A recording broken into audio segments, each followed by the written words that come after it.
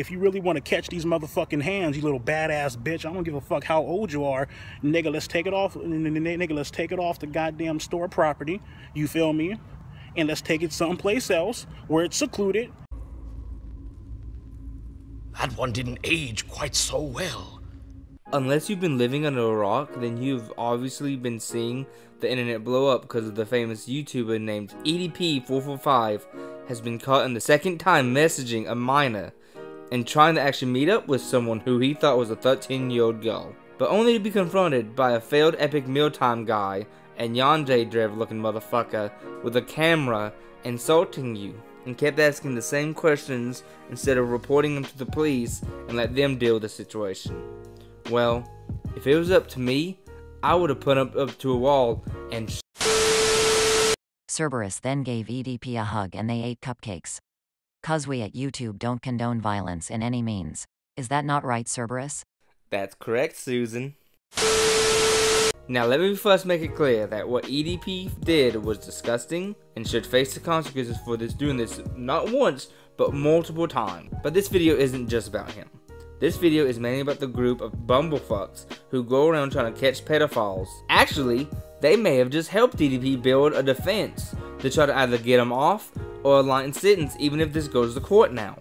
These idiots didn't get a license plate, by the way, when he got away, since they didn't get the police on standby or hand the evidence prior to the situation, or have shown any evidence of them handing it to the police at all. They have blown any form of advantage that the police could have had now, since EDP can now just try to erase any other evidence that he has on his computers/phones. All they did was either ask him the same questions or to try to take low blows on the fact that he is a fat African American man. Like for example, the interviewer making the joke of confusing EDP's dick pic with a piece of charcoal. Another thing that pisses me off is when they try to make a big deal of the stuff that he's into, like feet, tying someone up, or letting a woman dominate you even if you are a man. When the only thing that matters is the fact that he was sexually talking to a fucking 13-year-old, you fucking idiots. But let's be honest. It's not because they actually care about these people facing justice when you have all this evidence, legal names, and location of the person committing these crimes. See, that's the difference between me exposing the LeClaire situation and what they did to EDP.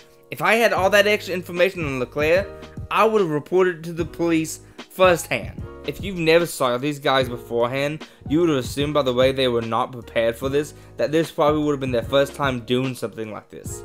But it's not. In fact, this whole channel is based on doing stuff like this.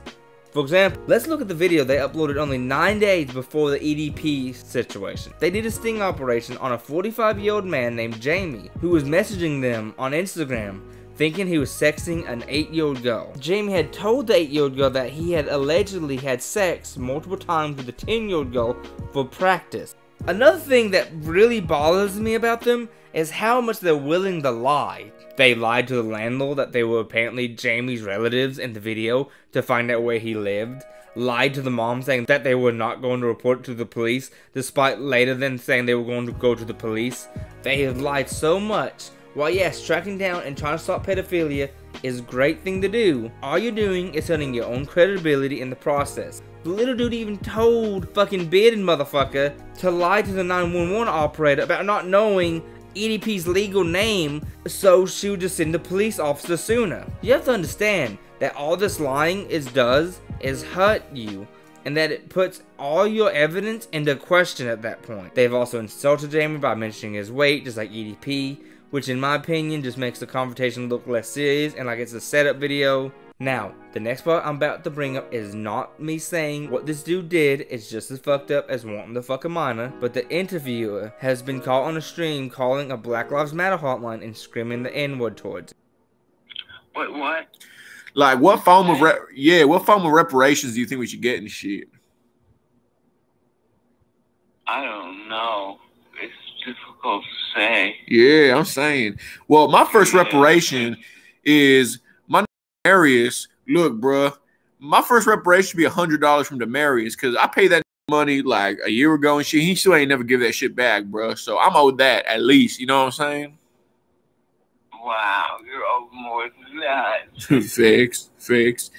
But shit, man. I I used to have this white friend and shit. You know what I'm saying, bro? His name was Alex, bro. That racist as fuck. You know, he would say all the time, but I'd be cool with it, bro. You know what? Because I gave him the pass. You know what I'm saying? And what had happened was, and that shirt said Cotton.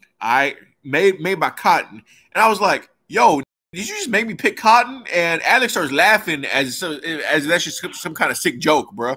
And I said, "All right, bet." So I beat the shit out of Alex, bro. Only reason I bring this up is because I feel like everything needs to be set on the table right now. The last bit of info I want to show off is that neither EDP nor Jamie has been arrested for these crimes. At least there's no articles on these two. The only thing I could find on Jamie was a Nebraska man named Bill Wintlow was arrested for child pornography, which I have no reason to connect Jamie and this Bill guy as the same person. And I'm pretty sure if EDP was arrested, that then definitely would have been articles on him, with him having 2 million subscribers. So the fact that neither of these two people were arrested, when the people exposing them has their legal names, addresses, and evidence of the crimes themselves, and have claimed they went to the police, but no police raids have been made, makes it feel suspicious in my opinion. Now tell me what you guys think. That's all I've got to say. What about you, EDP? You got anything to say?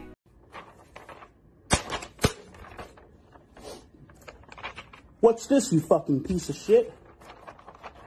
What's this? Huh? What's this, motherfucker? What's this? Huh? What's this? What the fuck is this, motherfucker? Huh? What's this?